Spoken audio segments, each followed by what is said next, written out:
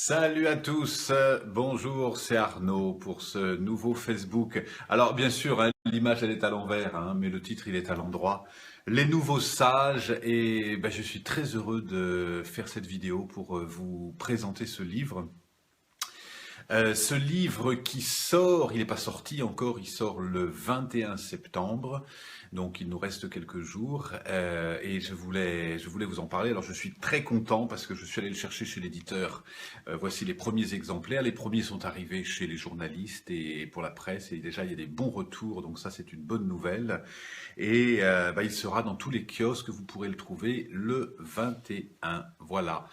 Euh, J'espère que ça passe bien, il semblerait que oui. Donc très heureux de vous accueillir pour parler de ce livre. Spontané, hein, c'est toujours spontané de toute façon ces vidéos. Le livre l'a été aussi spontané, mais c'est mon 10e livre qui sort.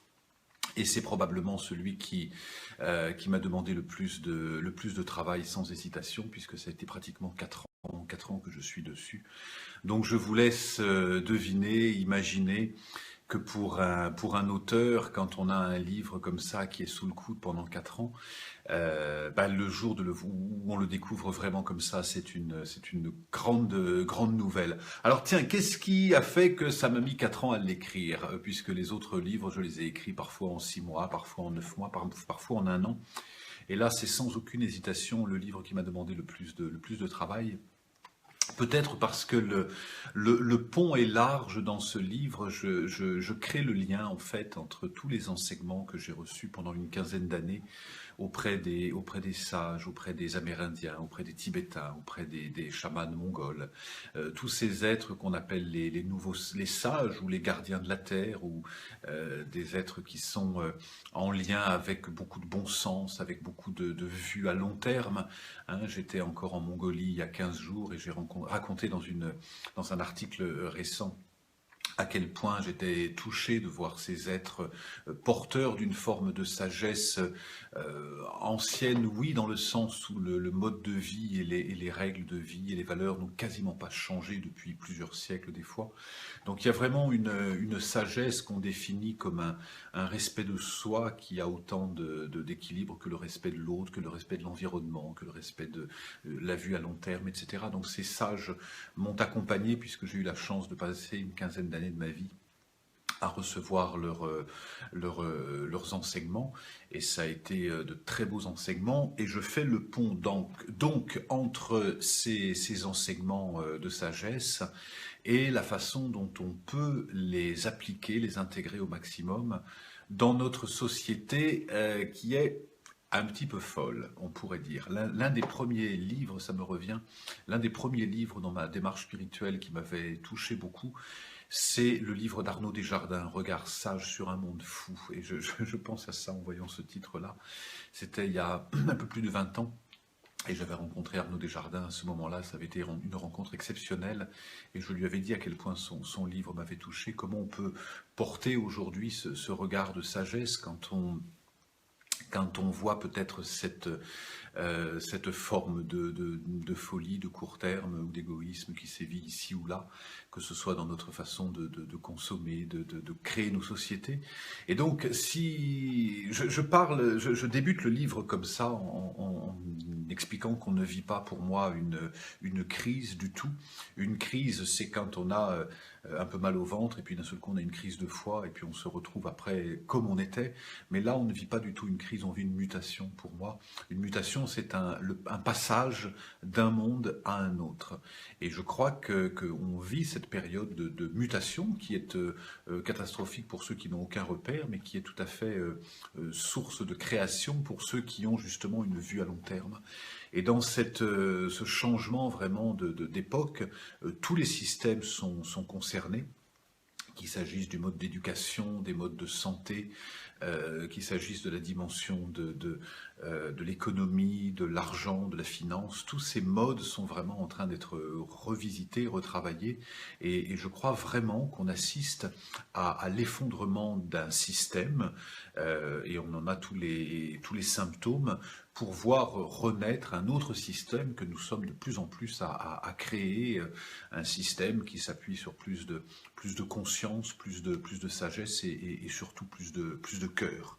Alors, je parle dans ce livre de l'entreprise, puisque c'est pas un livre pour les entreprises, sur les entreprises, mais c'est vraiment comment dire, c'est vraiment un livre qui parle de la société et du monde à travers le prisme de la société et de l'entreprise. Parce que je disais que j'étais il y a 15 jours en Mongolie avec les chamans mongols, et ça a été exceptionnel.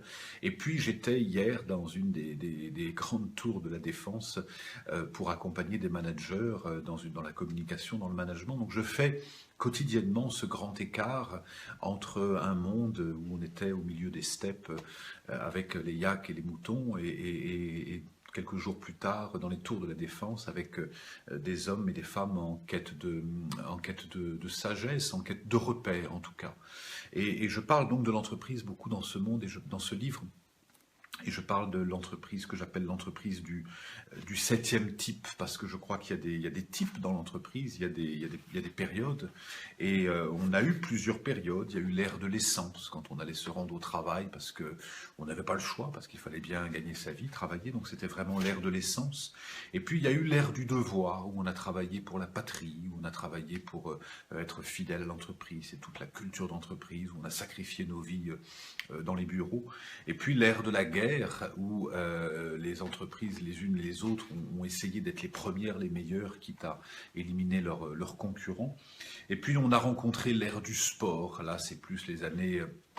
fin des années 70-80, la compétition, on est les winners, ça a été vraiment une belle période. Et puis l'ère du fun, le moment peut-être où j'ai commencé moi beaucoup à intervenir en entreprise, début des années 90, et toute cette période où on instaurait beaucoup dans les entreprises les séminaires de cohésion d'équipe, faire du saut en parachute, partir en 4x4, etc., pour s'amuser, pour faire du fun, etc. Et puis on a rencontré l'ère du développement durable, dont on voilà, n'imprimer que si nécessaire, fermer la lumière en sortant. Tout ça, ça ponctue le quotidien de l'entreprise, et je crois que nous rentrons aujourd'hui de plein pied dans une ère qui est la 7e ère, qui est l'ère du sens. Et c'est vraiment ce à quoi j'assiste, moi, en intervenant dans les entreprises, puisque une grande partie de mon activité se fait en entreprise. Comment les managers, les hommes et les femmes, cherchent du sens dans leur quotidien. Je vais travailler, oui, mais pourquoi? Et dernièrement, je me suis intéressé sur une enquête sur le bien-être au travail, puisque la France est assez mal classé quand même dans les pays mondiaux, puisque je crois qu'on est 67e à peu près derrière le Pakistan et l'Uruguay. Donc quand on se fait, qu'est-ce qui fait que les gens sont si malheureux au travail, et qu'on leur pose la question, le salaire arrive en 4e position, les conditions de travail arrivent en 7e. Donc quand je m'intéresse à savoir quelles sont les raisons qui font que les gens sont si mal au travail, eh bien, en 3e position, on a dans les causes du mal-être au travail, on a le manque de reconnaissance, c'est-à-dire je fais ça, mais tu ne me remercies pas, tu ne me dis rien de ça. On a le sentiment de manque d'appartenance, et on a aujourd'hui surtout le manque d'utilité, c'est-à-dire à quoi je sers. Et dans les conférences que je donne en entreprise, cette question est bien plus qu'une question existentielle sur le sens de la vie, mais c'est vraiment, quand je vais passer 8 heures dans une entreprise, quelle va être... Et voilà, c'est le 2e épisode, puisque la première vidéo a été coupée, pardonnez-moi, le réseau est un peu encore inconfortable, je vais avoir un réseau nettement meilleur dans les jours qui viennent, c'est la bonne nouvelle. Il n'y aura plus de vidéos coupées, mais il paraît que c'est la mode, les épisodes, donc voici une vidéo à la mode avec le 2e épisode des Nouveaux Sages. Donc voilà, comme je vous le disais avant la coupure, j'ai interviewé effectivement 35 chefs d'entreprise ou managers ou dirigeants, certains auteurs aussi, coachs ou conférenciers qui interviennent beaucoup en entreprise et qui apportent à l'entreprise ou qui apportent avec l'entreprise, que ce soit au sujet des entreprises libérées, des entreprises qui travaillent avec des nouveaux modes de gouvernance, l'holacratie, la sophracratie, etc. Je me suis beaucoup intéressé à toute cette dimension d'entreprise et la bonne nouvelle, parce que j'ai voulu ce livre très optimiste, dans une période qui des fois peut en manquer un peu. Et j'ai voulu ce livre très utopiste, hein, on me dit souvent que je suis un utopiste. Et ça me semblait alors bien de justement reparler de l'utopie.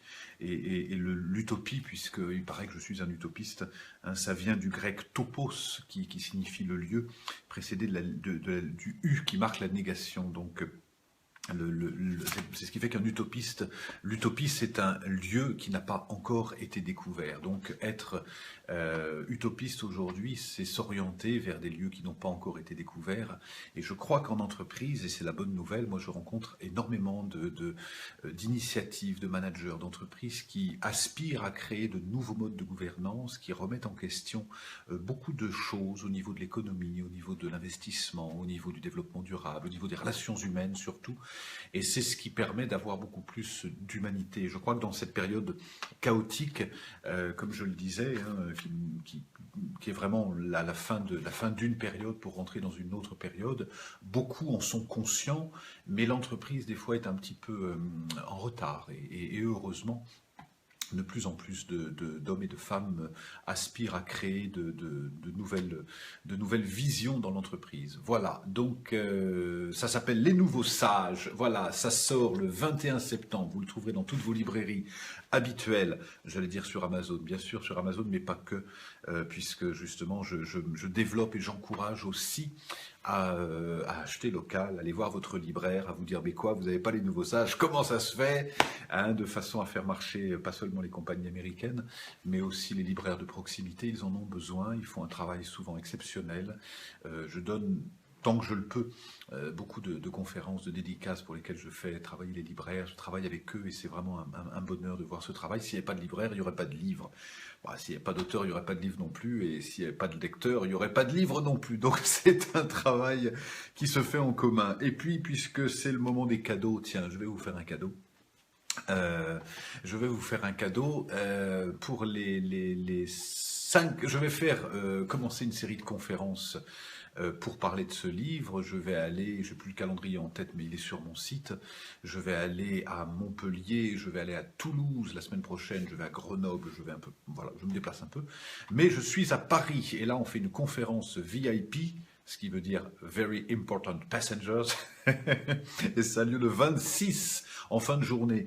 C'est un petit comité, c'est une conférence pour 60 personnes, et ben je vais décider, comme j'ai beaucoup d'affinités avec vous sur Facebook, ben je vais inviter les 5 premières personnes qui se manifesteront, et dès lors qu'elles sont intéressées par le sujet bien sûr, et qu'elles souhaitent venir à la conférence le 26 après-midi, 26 pardon, au soir, c'est en soirée, c'est à 20h, dans le 8e, je crois, c'est.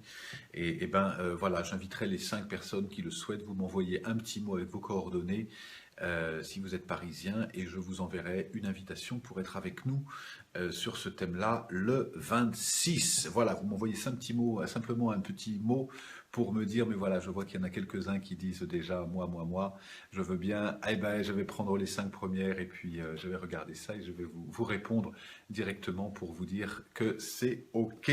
Pour les autres, il y aura d'autres conférences. N'hésitez pas. Alors, ce livre-là, autre chose. J'aime pas faire la promo des livres. C'est vrai, c'est ma nature. On pourrait se dire, qu'est-ce que tu fais? Non, j'aime bien parler de mon travail, c'est vraiment important. Et dans ce livre, il y a une communauté qui se met en place. Le sous-titre, c'est Comment nous réenchantons le monde. Et j'ai créé d'ailleurs avec plusieurs amis, dont Fabien Rodin, une très belle plume écologique qui a créé son livre Les Gardiens de la Terre. Et puis d'autres amis qui sont sur Toulouse, Ramucho Capdevielle, Laurence Margarita et d'autres.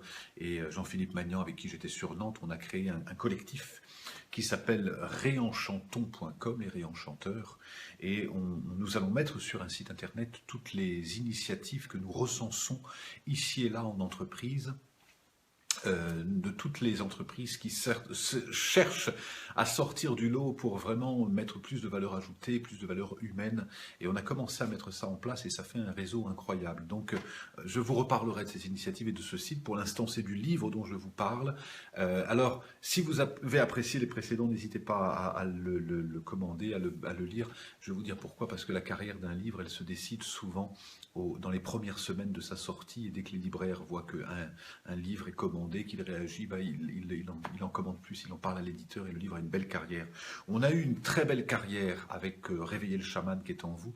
Je dis on parce que j'intègre tous les gens qui m'ont soutenu, ils sont très nombreux, beaucoup de lecteurs, je reçois chaque jour beaucoup de messages de lecteurs, je réponds tant que je peux. Et beaucoup de presse aussi. Donc c'est un livre qui a été très très suivi. On a eu vraiment, il a été très très bien diffusé. J'espère que ce livre aura le même succès.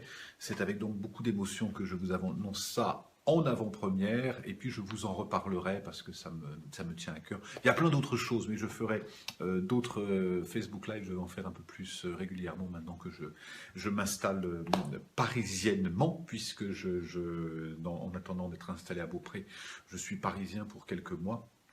Peut-être plus d'ailleurs, en intermittence, donc ça me permettra de faire un peu plus de communication par ce biais-là. Voilà, merci Florence, j'ai adoré le chaman, ce livre m'a changé. Merci, ça me fait chaud au cœur de voir vos messages. Voilà, ça me fait chaud au cœur de voir vos messages. Et donc, n'hésitez pas aussi. L'autre chose, c'est que je réponds dans la mesure du possible aux questions qui me sont adressées. Donc, vous pouvez me marquer vos commentaires et j'y répondrai dans la mesure du possible. Merci à tous. Belle soirée à Paris ou ailleurs. Ciao, ciao.